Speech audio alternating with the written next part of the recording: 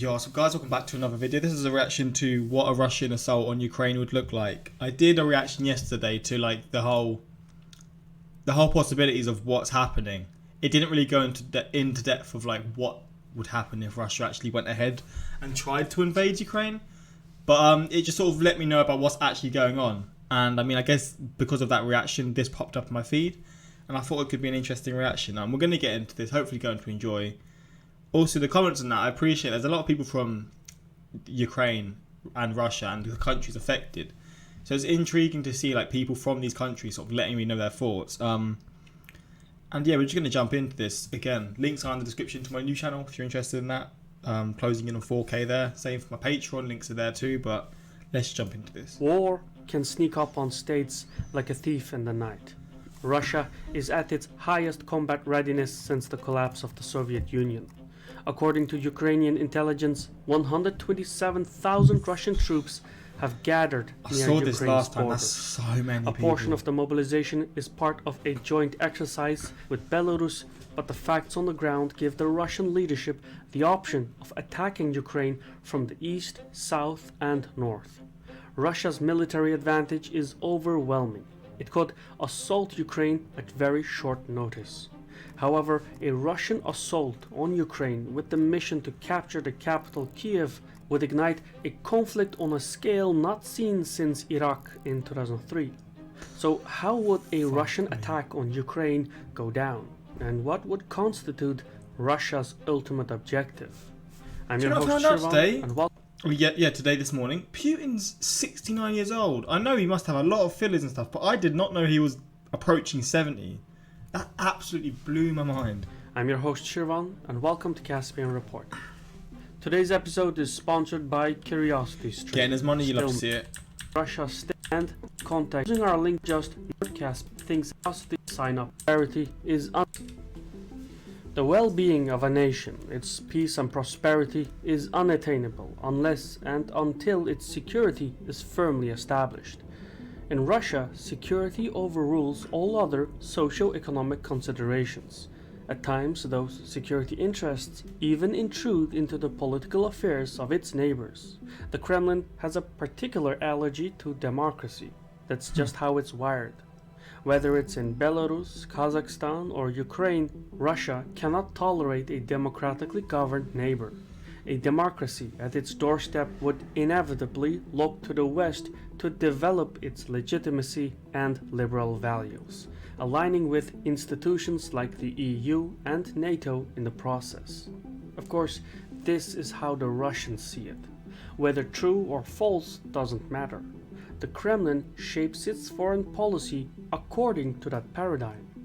Знаете, я уже давно никак не рассматриваю его заявление, по-моему, он уже потерял связь с реальностью. In Ukraine, the 2014 revolution brought forth democratic rule in Kiev. Fast forward a few years, and Ukraine is now in its final phase of a geopolitical realignment by looking to join the EU and NATO. Yet what makes Ukraine a special case is its geography. The flat terrain of Ukraine merges seamlessly with Russian territory. No geographic features mark the international boundaries. Oh wow. Should Ukraine join NATO, Russia would have to increase military spending and expand the size of its army to secure its western flank. God damn. So at best, NATO expansion into Ukraine would bankrupt Russia, both militarily and economically.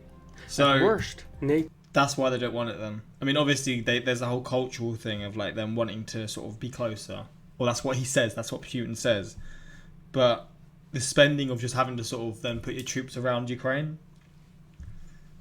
I mean, it makes sense why they want to do it, but I feel like there's many other reasons too. That's just one of many. NATO presence in Ukraine would threaten Russia's territorial integrity. Ukraine's Black Sea coast is only about 750 kilometers to the Caspian Sea. A professional military could move across that distance in a day or two. Doing so would result in a land bridge that cuts the Russian heartland from the North Caucasus, paralyzing the Russian state. The final element that gives urgency to the Ukrainian crisis is timing. Kiev is buying strategic arms left and right. Firstly, it has a growing stockpile of anti-tank missiles, supplied mainly by the United States and the United Kingdom. Secondly, Ukraine has also established licensed facilities to produce Turkish combat drones, which have proved deadly effective against Russian weaponry. And thirdly, Ukraine is looking to develop a missile program of its own, one that they're fighting will back threaten then. the Russian heartland in the same way Russia threatens the Ukrainian heartland. Come on, man. In Love time, whether it's 5 years or 10 years, the proliferation of strategic weapons will make invading Ukraine exceedingly costly. That's what I love to see, man. I love to see that they're backing themselves. I guess maybe a few 20, 30 years ago, maybe Russia, obviously Russia then dealt with the Soviet Union, the collapse of the Soviet Union, but it would have still had the power to invade the Ukraine, or even 10, 20 years ago. Don't know exactly, but what I see here is Ukraine is slowly getting stronger and stronger to the point where, and maybe it's already at that point where Russia, if they tried to invade, it just wouldn't be worth it in any means possible. The country will gradually anyway. be better equipped to defend itself and harbor weapons to I am strike the captain into now. Russian territory. The longer Russia waits, the longer it puts off an invasion, the stronger Ukraine gets and the costlier Russia's battle plans become. So, as grim as it sounds, it's better to act quickly than to hesitate until the time of action is past. It makes sense How with the sudden Russian sort of- leadership will proceed is anyone's guess. The threat, however, is real, in both political and geographic terms, as well as in timing. Значит, если на территории Украины возникнут комплексы какие-то ударные, подлетное время до Москвы будет, значит, там 7-10, а в случае размещения гиперзвукового оружия 5 минут. Should the Kremlin decide to take its chances and attack Ukraine, there are a few strategies to go for.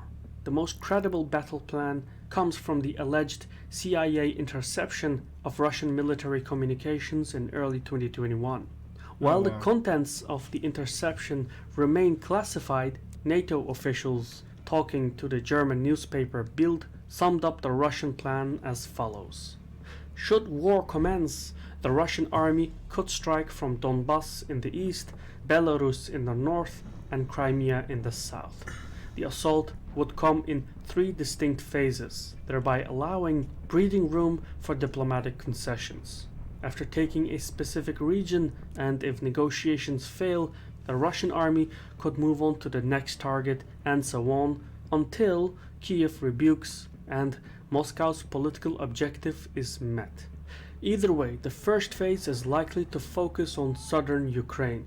Russian tanks and troops coming from Crimea would take the coastline and surround the city of Odessa.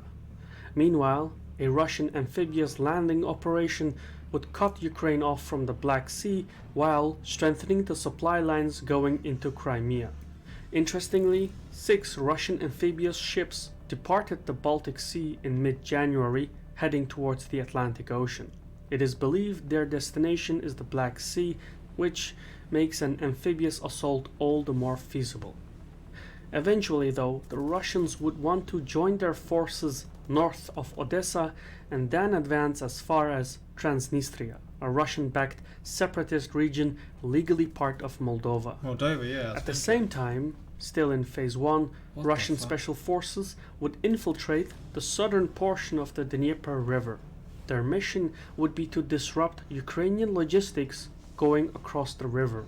Russia's vast artillery forces in Crimea would coordinate their attacks with the special forces on the ground, thereby tying up Ukrainian forces.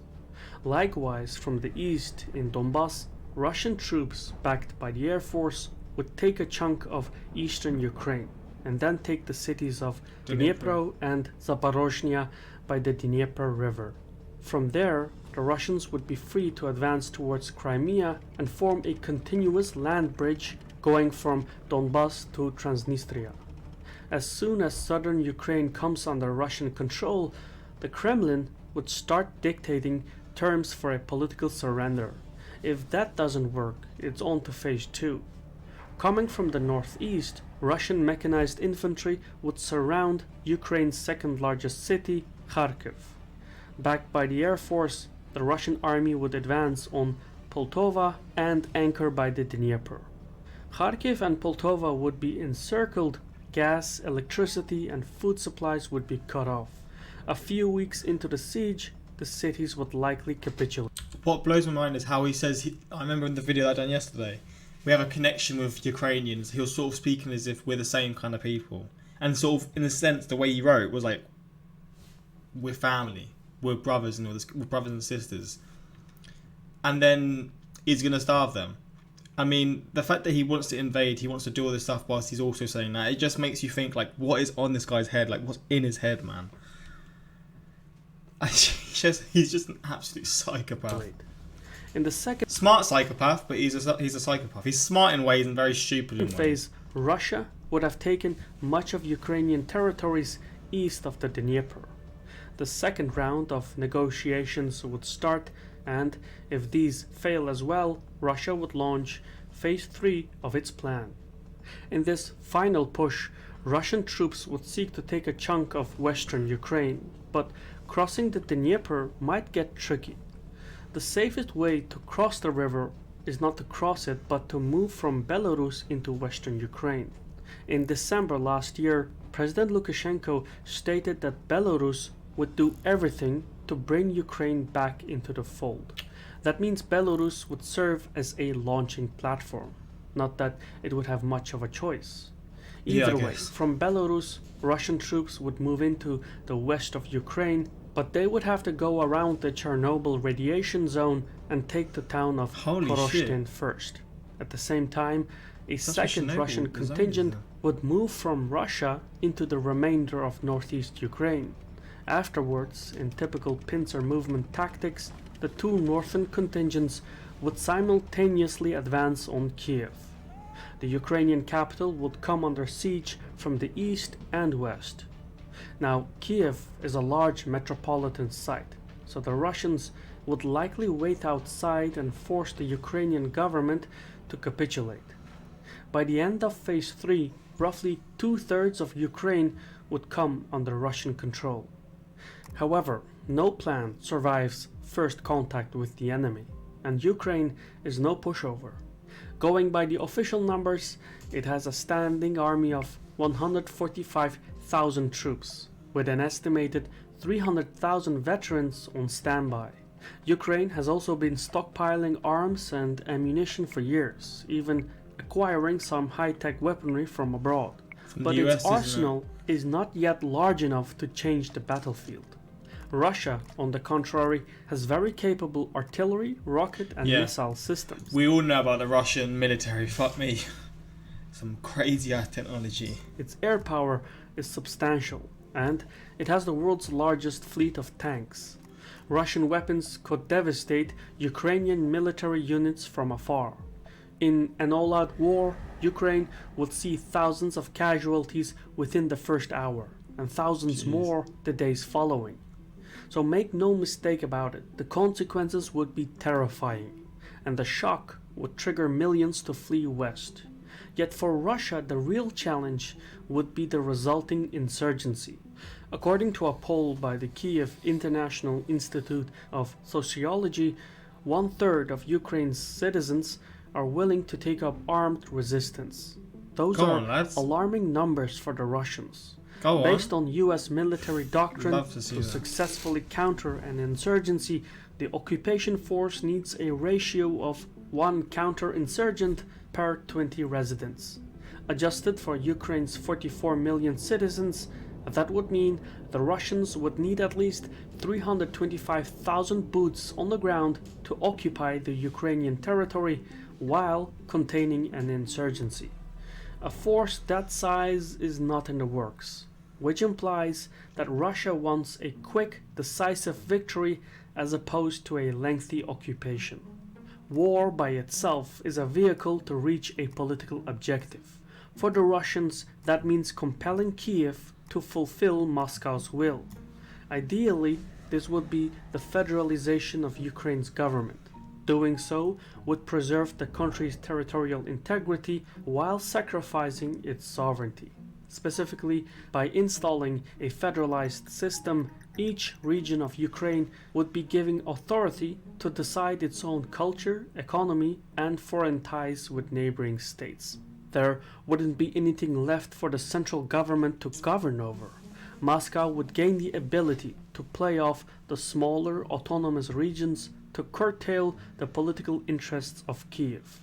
It's divide and rule, if you will. A federalized Ukraine would virtually destroy all of Kiev's central power, resulting in the end of a unitary Ukrainian state. And though this political concession may seem better than conflict, in war you can be killed only once, but in politics you can die many times over. I've been your host Shivan from Caspian Report. If you like what we do... Well put together video. Shout out to this guy, man.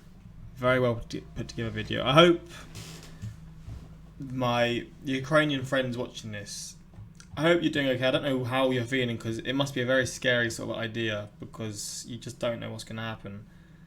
It's sad as well, but it's the world we live in. I wonder what the other countries' sort of reactions would be, because I feel like this sort of video was made with the idea that it's just Ukraine fighting. I feel like NATO would get involved. I don't know how they would get involved. Maybe they wouldn't send soldiers, I don't know. But it's definitely an interesting one. It's really difficult these days to find an objective point of view regarding the Ukrainian conflict. I appreciate you took the time, Shivan, to explain things without biasing the content of your video. Thank you once more. Your content is really informative. These map animations look amazing. I see Shivan is stepping up his game. Yeah, it's a very well put together video, to be fair. I feel like I learnt a lot. I'd imagine in the north the Russians would push through even the contaminated zone. Yeah, probably. Putin would probably be like, let's just push through because I don't really care about you. We just want to get the objective. He probably brainwashes them to make them sort of think they're doing something. They're fighting their own life to save the country, or to save to bring it back how it was before. So if you die, if you get radiation poisoning, it's all in the name of Russia. That's probably what he's doing to the people, which is quite sad. But he's one like sneaky guy. But yeah, hopefully you enjoyed this reaction. Links. Like this video if you did, and yeah, until next time, like, subscribe.